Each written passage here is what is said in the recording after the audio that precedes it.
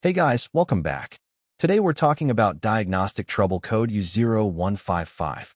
This code means your car's computer has lost communication with the instrument panel cluster, or IPC. That's the part of your dash with the speedometer, fuel gauge, and warning lights.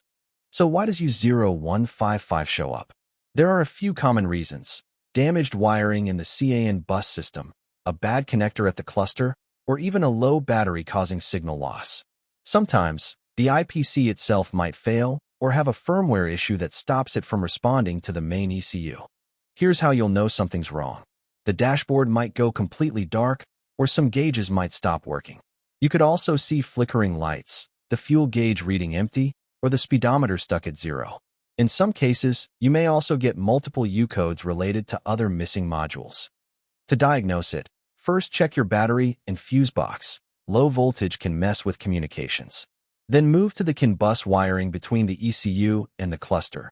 Look for damage or corrosion. Check that the IPC plug is secure and clean. If everything checks out, the IPC itself might need to be reprogrammed or replaced. And that's the quick but complete breakdown of code U0155. It might seem like just a dash issue, but if you can't see your speed or warning lights, it's a real safety concern.